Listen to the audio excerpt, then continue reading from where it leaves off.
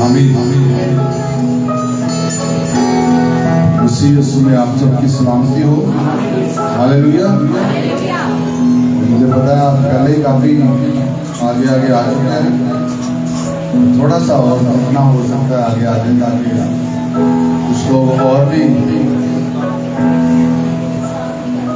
बैठ सके। फिर रुकाजा थोड़ा थोड़ा आगे हो जाए।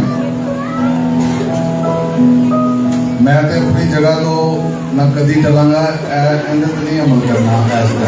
चलो थोड़ा जा थोड़ा सा आगे हो जाए। अब नहीं कहना, आपको दोबारा नहीं कहना। कौन कह के इधर भी लोग बैठ सकते हैं, यहाँ पे भी बैठ सकते हैं। ऊपर यहाँ पे स्टेज पे जगह है, आप लोग आगे बैठ सकते हैं जो बैठना चाहते हैं। क्वायर के बच्चे मेरा घर ऊपर ही आ गए। क्वायर के बच्चे सारे ऊपर बैठ गए।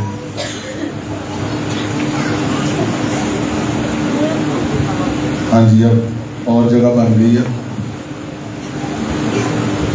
Thank you Jesus. हालेलुया। तो आज का दिन जिसको पैशन वीक के आगाज का दिन कहा जाता है, आज के दिन पैशन वीक का यीशु मसीह की ज़मीनी खिदमत के आखिरी हफ्ते का आगाज होता है,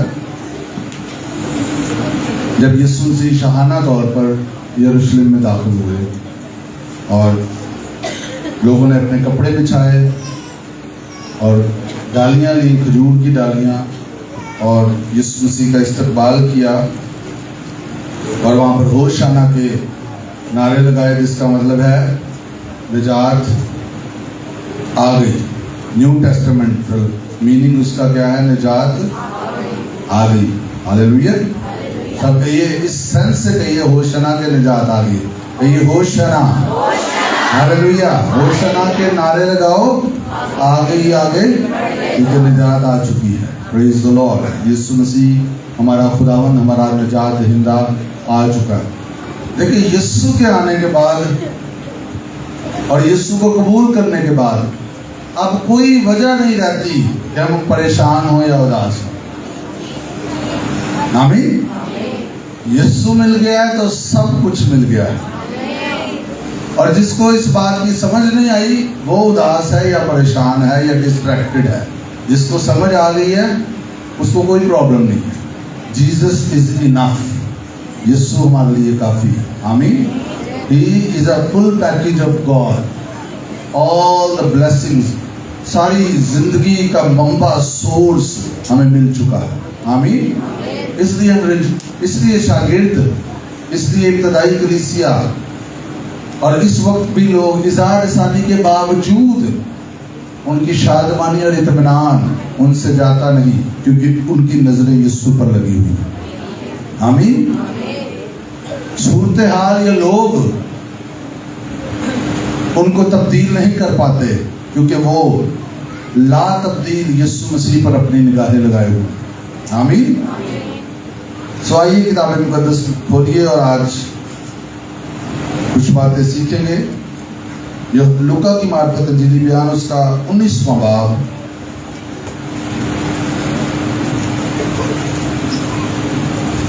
और उसकी 29वीं आयत से 44वीं आयत तक पढ़ेंगे। Verse number from 29 to 44। 29वीं आयत से 44वीं आयत तक लूका की मार्फत इंजीली बयान, उसका 19वां बाब और 29वीं आयत से। यहाँ पर लिखा है, जब वो उस पहाड़ पर जो जैतून का कहलाता है बैतफगे और बैतनिया के नजदीक पहुंचा, ऐसा हुआ कि उसने शागिर्दों में से 2 को ये कहकर भेजा कि सामने के गांव में जाओ और उसमें दाखिल होते ही एक गधी का बच्चा बंधा हुआ मिलेगा, जिस पर कभी कोई आदमी सवार नहीं हुआ, उसे खोल लाओ। और अगर कोई तुमसे पूछे कि क्यों खोलते हो, तो यूं कह देना कि खुदावंद को इसकी ज़रूरत है। बस जो भेजे गए थे उन्होंने जाकर जैसा उसने उनसे कहा था वैसा ही पाया। जब गधी के बच्चे को खोल रहे थे तो उसके मालिकों ने उनसे कहा, इस बच्चा को क्यों खोलते हो? उन्होंने कहा, खुदावंद को इसकी ज़रूरत है। वो उसको यीशु के पास ले आए और अपने कपड़े उस बच्चा पर डालकर यीशु को सवार किया। आगे भी हम पढ़ते हैं, पहले यहाँ तक चंद बातें देखें।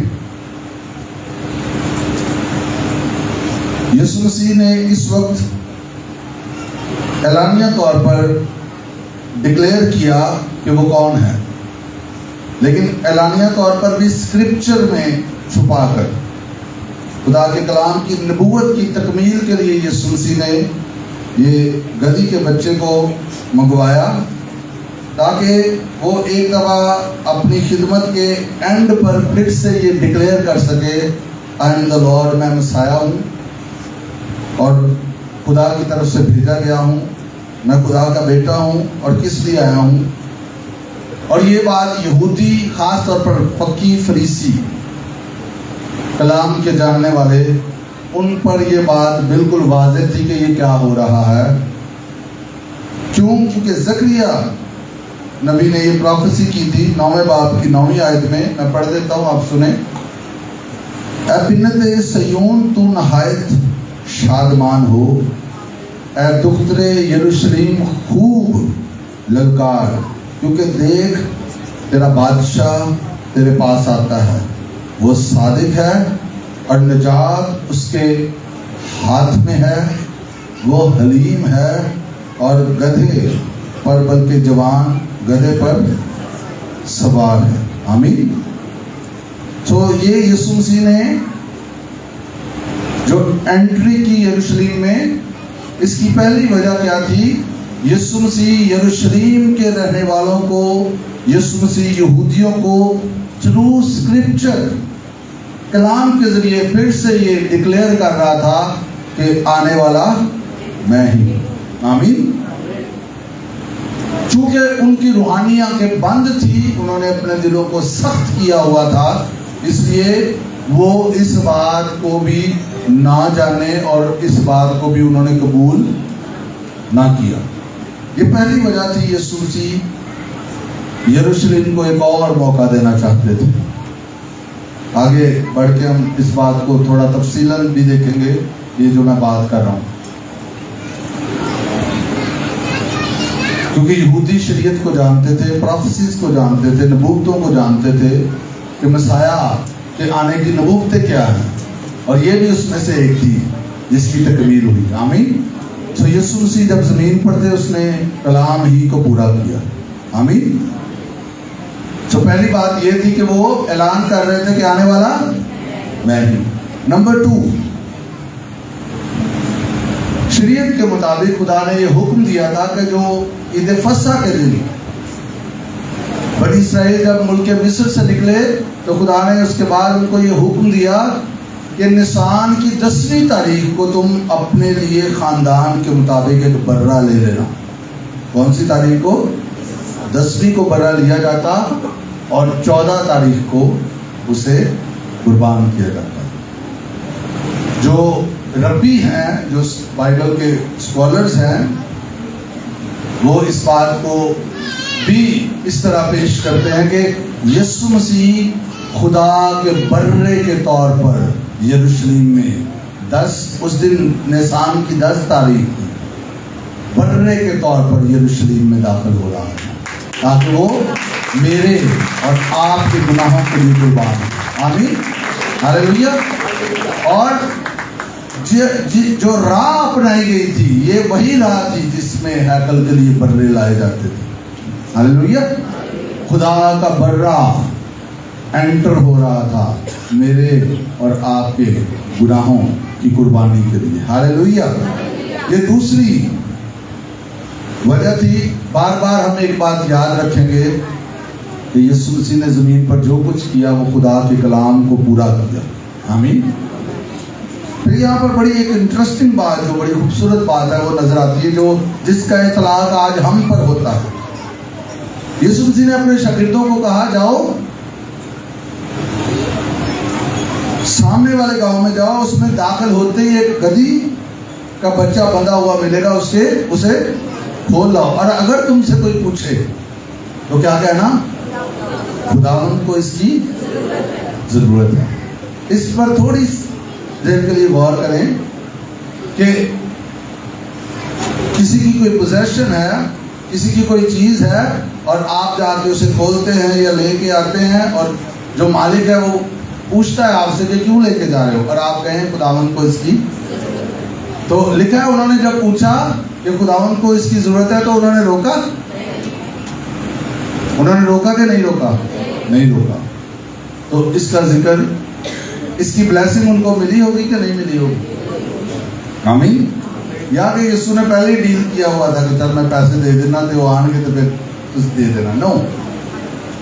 जब उन्होंने जाके कहा होगा खुदावंद को इसकी जरूरत है, तो वहां पर there must be a dialogue. Definitely उन्होंने ये बताया कि यीशु मसीह उसको इसकी जरूरत, उसने हमें भेजा है। आमीन, हालेलुया। और इन लोगों ने इनकार नहीं किया। इसका इतलाक हम पर आज होता है, जो मैं जरूर ही कहना चाहूँगा। बहुत दफ़ा खुदावंद को बहुत सारी चीज़ों की, उसकी किंगडम के लिए ज़रूरत होती है। सबसे बढ़कर तो हम ही है ना, हमारी खुदा को ज़रूरत है ना। हाँ जी। और इसके अलावा कुछ चीज़ें खुदा हमसे, कुछ काम, कुछ बातें हमसे रिक्वायर भी करता है। अगर हम मान जाएंगे तो अजर पाएंगे, अगर हम नहीं मानेंगे तो अजर खो देंगे। आमीन। अगर ये ना देते तो कोई और दे देता, ऐसे ही है ना। लेकिन यीशु मसीह को पता था कि they are prepared to give. खुदा आपसे उस वक्त मांगता है जब आप दे सकते हैं, याद रखिए। और कई दफ़ा खुदा हमसे कुछ ना कुछ चाह रहा होता है। कई दफ़ा हम दुआ करते हैं, खुदा के हुजूर बैठते हैं, खुदा हमसे कोई कलाम करता है। लेकिन मैंने पहले भी इस बात को सिखाया, आपको इधर ध्यान रखें। हम सुन लेते हैं कई दफ़ा, अगर इजी हो तो कर लेते हैं, इजी ना हो तो कई दफ़ा नहीं करते। मोस्ट ऑफ द टाइम नहीं करते, जैसे साउल ने किया, निकम्मी चीज़ें नेस्त कर दी, जो अच्छी अच्छी थी वो संभाल ली, नाम खुदा लगा देता कि ये तो लोगों ने कहा था हम खुदा के लिए कुर्बानी चढ़ाएंगे। जब खुदा आपको कुछ कह रहा तो आपकी दुआएं उसका नेमुल बदल नहीं हो सकती। याद रखिए, ये मैं इस पर काफ़ी दफ़ा जो है वो चर्च में सिखा चुका हूँ। ओबीडियंस का नेमुल बदल आपकी दुआएं नहीं है, आपके हदिये नहीं है। जो खुदा कहता है हमें वो करना है, और अगर हम वो करेंगे हम उसका अजर पाएंगे। आमीन। कभी भी कुछ भी खुदा से रोक के ना रखें। अगर मेरी और आपकी ज़िंदगी में कोई ना कोई ऐसा अमल, ओबीडियंस का अमल, हमारा कोई अमल जो खुदा हमसे चाह रहा है, अगर वो खुदा की बादशाही की वुसअत का बाइस बन रहा है, तो फिर क्यों रोकें। और कितनी हमारे लिए बदकिस्मती होगी किसी भी शख्स के लिए कि खुदा उससे कुछ चाह रहा हो कि मुझे इसकी ज़रूरत है, और हम कहें नहीं, सारा बड़ा ज़रूरतमंद मैं हाँ, मैनू आप की ज़रूरत है। When God says, जब खुदा कुछ कहता है कि मुझे इसकी ज़रूरत है, तो क्या बेहतरीन एक्ट होना चाहिए? यस लॉर्ड, मैं देने के लिए तैयार। आमीन। कुछ भी, कई दफ़ा तो कई लोग तो पूछते थे कि किसी खुदा कुछ कह ही ना दे दें, इसलिए वो ज़हन बना लेते हैं, दिल सख्त कर लेते हैं कि नहीं मैं काम करना। मेरी बात की समझ आ रही है?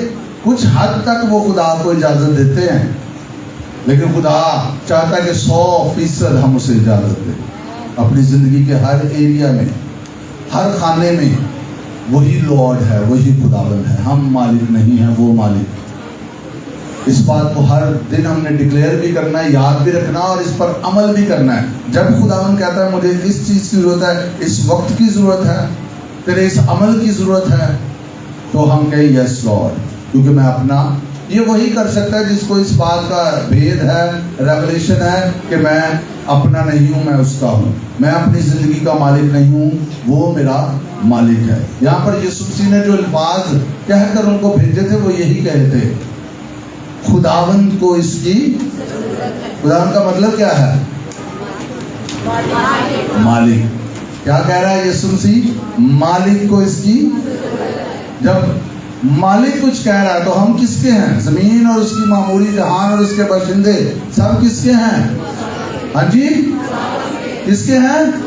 खुदावंद के हैं। आप किसके हैं? हाँ जी, हम सब खुदावंद के हैं। तो फिर इस बात को हमेशा याद रखना है, कभी भी हम पीछे नहीं हटना अगर खुदावंद हमें कुछ भी करने के लिए कहता है। आज खुदा का शुक्र है काफ़ी लोग यहाँ पर आए हैं और खुदा आज खास ये पहली बात आपसे कर रहा है। अगर खुदा देखें, खुदा का शुक्र है आज यहाँ पर आप लोग मौजूद हैं, लेकिन क्या आपके 2-2.5 घंटों की हर संडे खुदा को जरूरत नहीं है कि नहीं?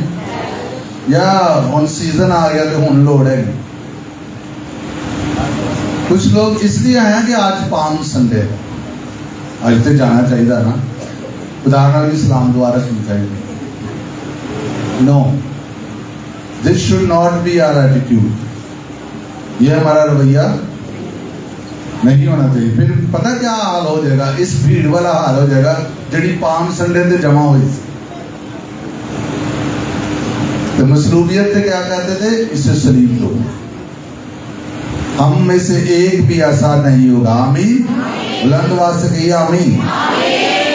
तो यहाँ पर इस पॉइंट को मैं चाहता हूँ, खुदा ये चाह रहा कि आप अपने अंदर बसा लें, यीशु मेरा मालिक है और मैं उससे कोई चीज़, कोई बात बाज नहीं रखूँगा। आमीन। मेरे पीछे ये इकरार कीजिए, फिर हम आगे बढ़ते हैं। बहुत कुछ इस पैसेज में मौजूद है और मेरी दुआ है रूह कुछ जो हमें देना चाहता है हम उसे ग्रैब कर लें, आज लेके जाएं। आमीन। मेरे पीछे कहिए, मेरा खुदावंद जो मुझसे चाहेगा मैं उससे कुछ भी बाज नहीं रखूंगा। आमीन। और ये हमें हर रोज कहना है, ये चीज आपकी हेल्प करेगी। यीशु मसीह खुदावंद है, ये एक बहुत बड़ा भेद है, यानी मालिक वो है। आमीन। मालिक वो है, मेरी नहीं बल्कि तेरी मर्जी पूरी। खुदा के कागज बैनी कहते, जब मुझसे खुदा ने कलाम किया है कफ़ा, खुदा ने बहुत सारी चीज़ें मुझे कहा, ये तूने नहीं करना, ये नहीं करना, ये नहीं करना, ये छोड़ दे, ये छोड़ दे। कहते आखिर में खुदा ने मुझे कहा कि आपको पता है वो कल्चर ज़रा फर्क है कि ये जो तुम्हारी गर्लफ्रेंड है इसको छोड़ दे। कहते बाकी हम तो पहले हाँ हाँ करता रहते थे। मैं कहा ना, मेरी बात की समझ आ रही है? कई दफ़ा कुछ चीज़ें ऐसी हैं जिनको हमने बहुत अजीज रखा हुआ है और वो खुदा की मर्जी भी नहीं है। बाइबल में तो खैर इसका कॉन्सेप्ट ही नहीं है ना, गर्लफ्रेंड से बॉयफ्रेंड। ये यूरोप अमेरिका से होता हुआ इंडिया में आया, इंडिया की फिल्मों में घुसा और फिल्मों से घुस कर घरों में घुसा और घरों से घुस के ज़हनों में घुस गया। जैसे वो प्रोफेसर साहब कहते होते कि जो मैं फिल्म देखने दी सी उसमें मेरे नाल बैठा।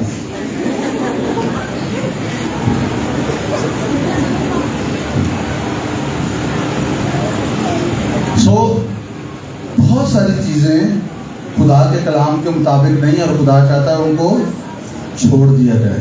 Let them go. आपने छोड़ना है, वो आपको फजल देगा। दुआ आपने करनी, वो आपको फजल देगा। कलाम आपने पढ़ना है, वो आपको फजल देगा। चर्च आपने आना है, वो आपको फजल देगा।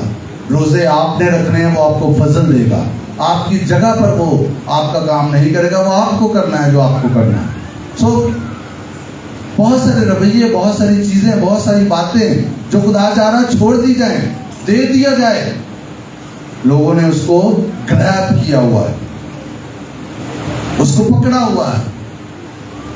वो उन चीज़ों के साथ बंधे हुए हैं।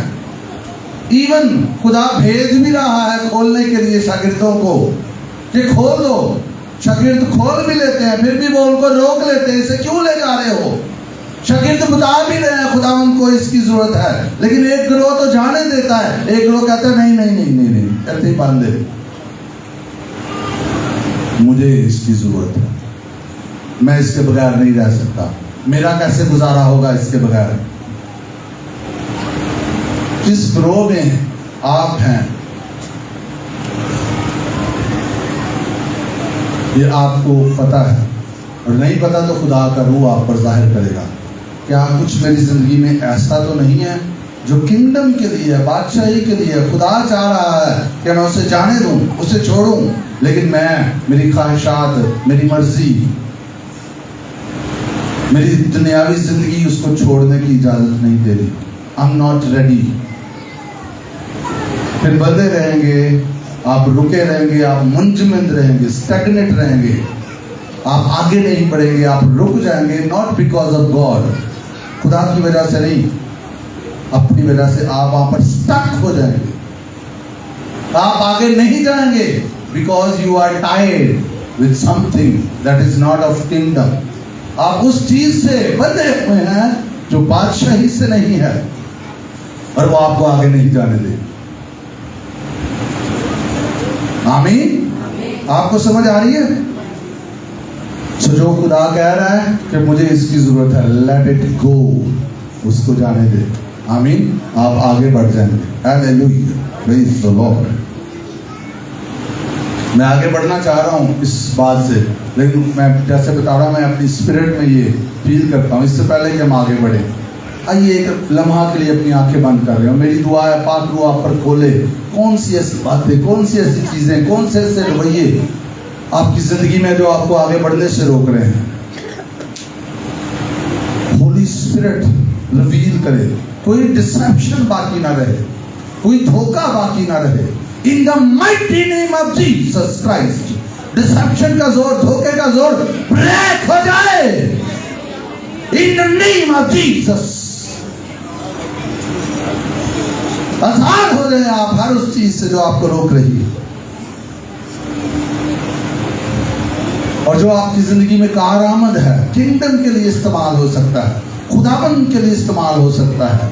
आप उसको थामे हुए हैं। शायद वो आपका टैलेंट है, शायद वो आपका वक्त है, शायद वो आपका रुपया पैसा है, शायद वो आपकी खिदमत है, और आपने उसको थामा हुआ है। आप उसको खोल नहीं रहे, आप उसको जाने नहीं दे रहे, आप उसको पेश नहीं कर रहे। मैं दुआ करता हूँ यीशु के नाम में आज जाहिर हो जाए, वाज़ेह हो जाए, और आप हर वो चीज, हर वो बात करने के लिए तैयार हो जाएं जिसकी खुदा उनको जरूरत है। हालेलुया। रिबाखा शोथो को बोरिया रा बाबा बाबा बाबा रिबरा खाता माना शीरिया रा बाबा बाबा बाबा। खुदावंद, एज ए चर्च हम इकरार करते, जो तुझे जरूरत है हम पेश करते हैं। हम खुद को पीछे कर देते हैं और तुझे आगे करते हैं।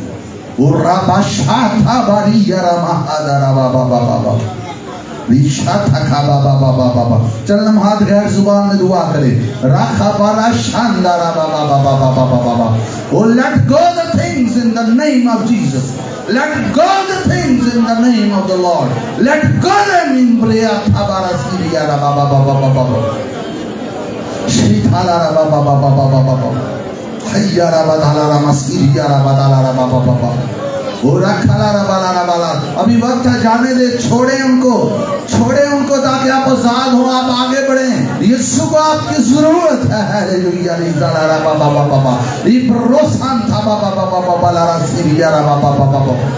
Thank you Lord Jesus. Lord, जो काम तूने शुरू किया तू उसे कंप्लीट करता है।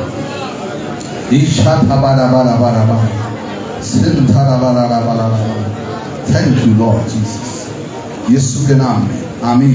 आगे बढ़िए। लिखा उन्होंने कहा खुदा उनको इसकी जरूरत है,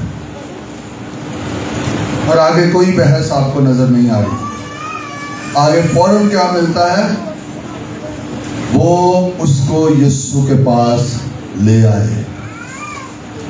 वो उसको यीशु के पास ले आए और अपने कपड़े उस बच्चे पर डालकर यीशु को सवार किया।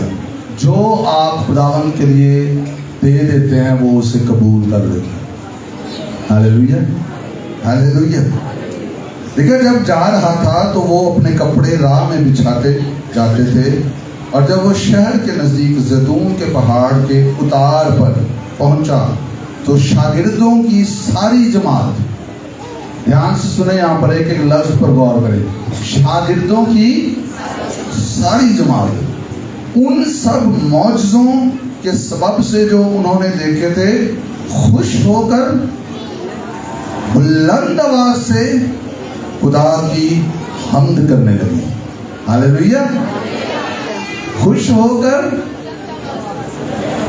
बुलंद आवाज से क्या करने लगे? खुदा की। जब खुदा आपकी जिंदगी में कोई काम करता है तो हमारा यही रवैया होना चाहिए। आमीन। और क्या हम कर रहे थे कि मुबारक है वो बादशाह जो खुदावंद के नाम से आता है, आसमान पर सुलह और आलने वाला पर जलाल। भीड़ में से बाद फरीसियों ने उससे कहा, ऐ उस्ताद, अपने शागिर्दों को डांट दे। उसने जवाब में कहा, मैं तुमसे कहता हूं कि अगर ये चुप रहें तो पत्थर चिल्ला उठेंगे। हालेलुया। अगर ये चुप रहे तो अच्छा, ये क्यों कह रहे थे फरीसी इनको चुप कराओ? सुने ध्यान से जी। यस, वो बादशाह नहीं मानना चाहते थे। सुने, और एक बात और भी थी,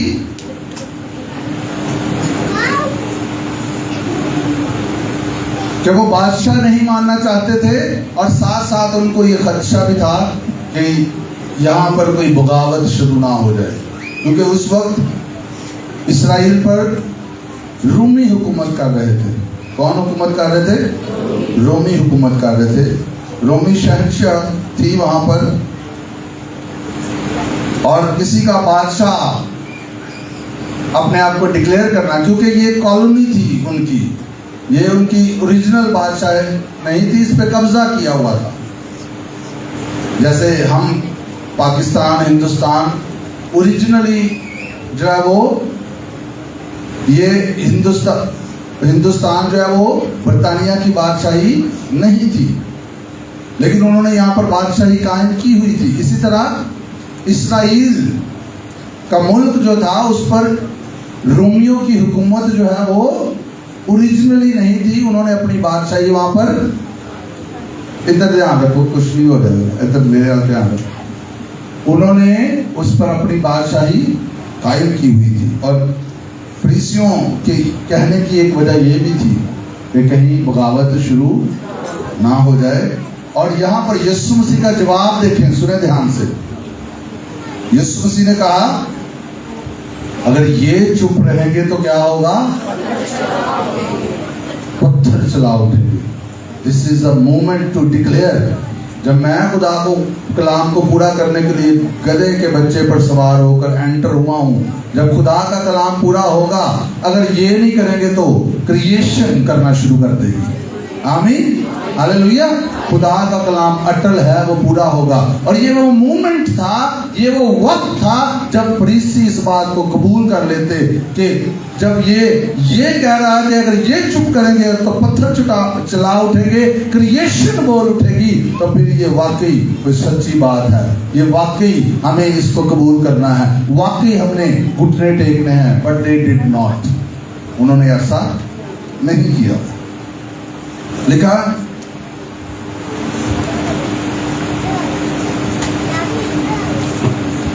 जब नजदीक आकर शहर को देखा तो उस पर रोया।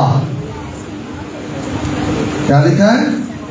जब नजदीक आकर शहर को देखा तो उस पर रोया और कहा, ध्यान से सुनना अब, और कहा, काश के तू अपने इस दिन में सलामती की बातें जानता। यरूशलेम के लिए खुदा यीशु मसीह बोल रहे हैं, काश के तू अपने इस दिन, इस वक्त सलामती की बातें जानता, मगर अब वो तेरी आंखों से छुप गई हैं। क्योंकि वो दिन आएंगे, ध्यान से सुने, वो दिन आएंगे, क्योंकि वो दिन तुझ पर आएंगे कि तेरे दुश्मन तेरे गिर्द मोर्चा बांध कर तुझे घेर लेंगे और हर तरफ से तंग करेंगे और तुझको और तेरे बच्चों को जो तुझ में हैं जमीन पर दे पटकेंगे और तुझ में किसी पत्थर पर पत्थर बाकी ना छोड़ेंगे, इसलिए कि तूने उस वक्त को ना पहचाना जब तुझ पर निगाह की गई। इस पैसेज पे थोड़ी देर के लिए भी हमने बात करनी है जो नेक्स्ट है। यरूशलेम में यीशु मसीह ने मौजे दिखाए, यरूशलेम में यीशु मसीह की खिदमत को जाना गया, लेकिन यरूशलेम ने यानी वहां के लोगों ने उसे कबूल नहीं किया। और मैंने जैसे शुरू में बताया, यीशु मसीह एक आखिरी मौका फिर यरूशलेम को दे रहे थे। जकरिया की नबूवत की तकमील वो कर रहे थे और जब उन्होंने शहर को देखा तो लिखा वो रोया। अंग्रेजी के एक तर्जुमे में लिखा हुआ है वो सिसकियां लेकर रोया। क्यों? क्योंकि इस दिन से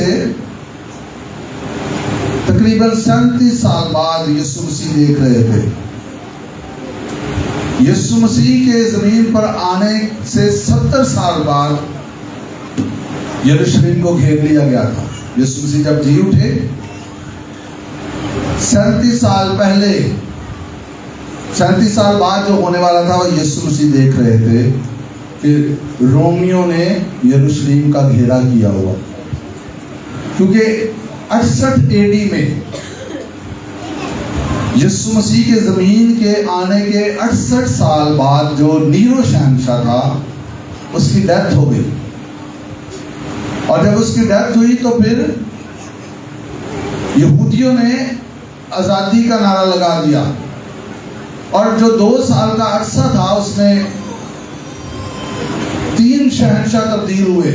2 को कत्ल कर दिया गया, शहंशाहों को जो नीरो की जगह पर आए थे। तीसरे को जो वहां की कांग्रेस थी रोम की, उन्होंने मुकर्रर किया, लेकिन उसके साथ फौज मुत्तफिक नहीं थी। फिर एक और जो इस वक्त इसराइल के साथ जंग में था, वो जो जनरल था वो वहां पर आया और वो शहंशाह बनाया गया और उसका जो बेटा था जनरल टाइटस, बड़ा मशहूर नाम है, उसने जो इसराइल है उसका यरूशलेम का मुहासरा किया और फिर हैकल को तब गिरा दिया गया और वहां पर जुल्म हुआ यहूदियों को। जो हिस्टोरियन बताते हैं कि 1.1 तकरीबन 11 लाख यहूदी मार दिए गए। ज्यादातर यहूदी थे इस वक्त, बहुत सारी यहूदी, और उस वक्त वो स्कैटर्ड होना शुरू हो गए, बिखरना शुरू हो गए। यीशु मसीह उस दिन को देख रहा था कि जब हैकल भी गिरा दी गई, यहूदियों पर जुल्म किया गया, बच्चों को पटक दिया गया। ये सब कुछ क्यों हुआ? शायद ऐसा ना होता अगर वो यीशु मसीह को कबूल कर लेते, लेकिन उन्होंने कबूल। और क्या लिखा है? लिखा है जब वो शहर के नजदीक आया तो उस पर रोया, क्योंकि वो देख रहा था कि अब क्या होने वाला है इधर। कई दफा हम समझते हैं खुदा शायद हमारे दुखों को नहीं जानता या वो नहीं देखता या उसको कोई फर्क नहीं पड़ता। जब आप दुखी होते हैं, जब आप परेशान होते हैं तो खुदा खुश नहीं होता, हालांकि उसने सब कुछ कर दिया हुआ कि अब हम उस हालत में ना रहें। यीशु मसीह यरूशलेम की उस हालत को देखकर जो होने वाला था रोया और क्या कहा? काश कि तू अपने इसी दिन में सलामती की बातें जानता, आज ही जान जाता तू। आज भी तेरे पास मौका था, बट यू डिड नॉट, तूने नहीं कबूल किया। सो यहूदियों ने, यरूशलेम ने उसे कबूल ना किया और 37 साल बाद उसका मुहासरा कर लिया गया। जब मुहासरा किया जाता है तो खाने पीने की अशिया रोक दी जाती हैं। उस शहर में जो भी बाहर से आ सकता है रोक दिया जाता है, मजबूर कर दिया जाता है कि वो जो अंदर हैं, मुहासरे में लोग हैं, वो सरेंडर कर दें, वो हथियार डाल दें। इस कदर तंग कर दिया जाता है, घेरा, मुश्किलात पैदा कर दी जाती हैं। आप इमेजिन कर सकते हैं कि किसी शहर को चारों तरफ से घेर लिया गया हो और वो शहर से ना कोई अंदर आ सके ना कोई बाहर जा सके, तो क्या हालत होगी? कितने दिन वो रह सकेंगे? यही यरूशलेम के साथ हुआ। बहरहाल हम ये कह सकते हैं कि अच्छा नहीं किया यरूशलेम के लोगों ने। क्या अच्छा किया उन्होंने? बताइए, नहीं किया। तो आज हमारे सामने एक चैलेंज है। आज हमारे सामने एक चैलेंज है। मैं ये वर्ष दोबारा पढ़ता हूं, अब अपने ऊपर इसका इतलाक करना है। क्या लिखा है? काश कि तू अपने इसी दिन में सलामती की बातें जानता। और फिर आखिरी आयत के हिस्से में लिखा है, इसलिए कि तूने उस वक्त को ना पहचाना जब तुझ पर निगाह की गई। उन्होंने तो ठीक नहीं किया, लेकिन आज भी बहुत सारे लोग जो उन्हें ये वक्त दिया गया है, इस वक्त वो इसे नहीं पहचान रहे। आज भी जो खुदावन ने काम कर दिया हुआ है, सलामती का काम आज भी हो चुका है।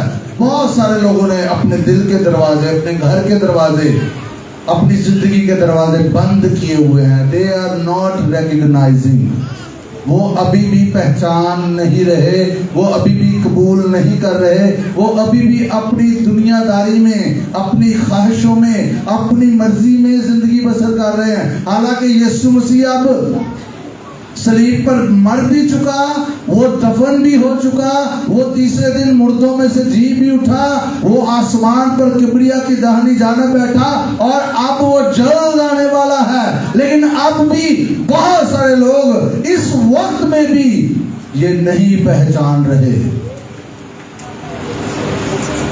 The day of judgment is coming. अदालत का एक दिन बाकी है जो आने वाला है। इससे पहले यीशु आने वाला है और यीशु के आने से पहले मेरे और आपके पास वक्त है। अगर आज हम पहचान जाए, अगर आज हम कबूल कर लें, अगर आज हम अपने दिलों को खोलें, अगर आज हम जाने दें जो जाना चाहिए, अगर आज हम अपने आप को उसके लिए बिल्कुल अलग कर दें और हर उस चीज, हर उस बात, हर उस सोच, हर उस ख्याल से पीछे अपने आप को कर ले जो बादशाही से नहीं है, तो सलामती हमारे लिए मौजूद है। और अगर नहीं तो एंड भयानक है।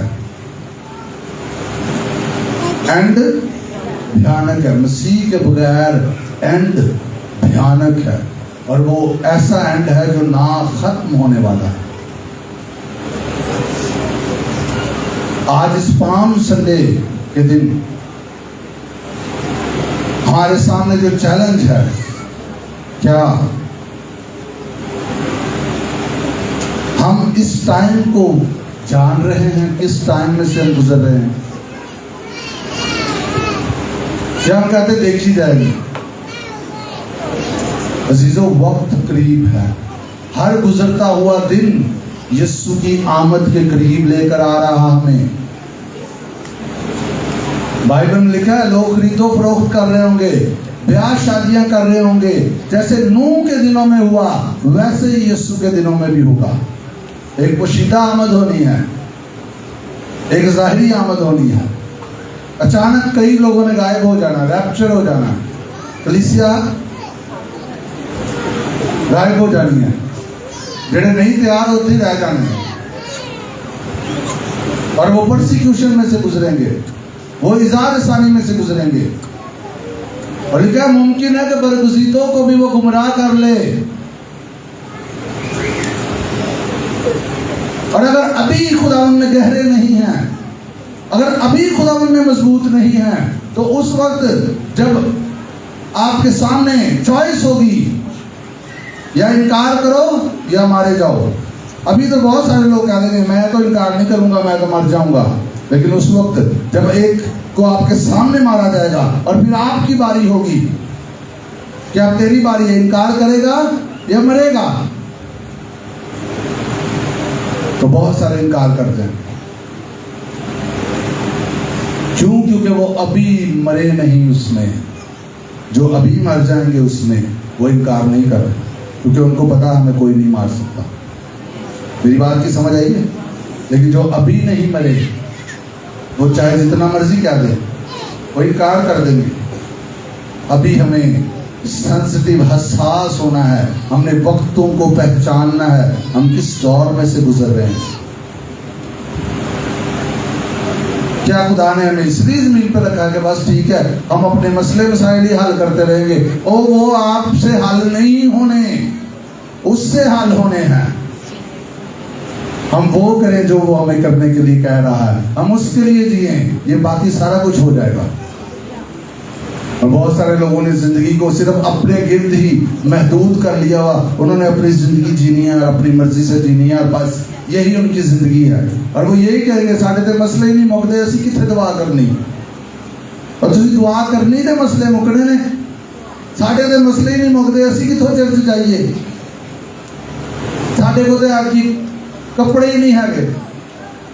आपकी एक्सक्यूजेस नहीं चलेंगे। आमीन। मैंने शुरू में आपको बता दी, अगर यीशु मिल गया है तो सब कुछ मिल गया है। अगर यीशु नहीं है तो सब कुछ होने के बावजूद भी आप, बाइबल कहती है, कंगाल हैं। आप तो कहते हैं मुकाशवा की किताब में, तू तो कहता ना मैं दौलतमंद हूं। नहीं, तू दौलतमंद नहीं, तू ख्वार है, तू कंगाल है। मसीह के बगैर कुछ नहीं है, लेकिन मसीह में सब कुछ है। आमीन। तो इस वक्त जिसमें से हम गुजर रहे हैं, दुनिया के हालात बद से बदतर होते जा रहे हैं। आपने अपने मुल्क के कभी ऐसे हालात नहीं देखे होंगे जो अभी देख रहे हैं आप।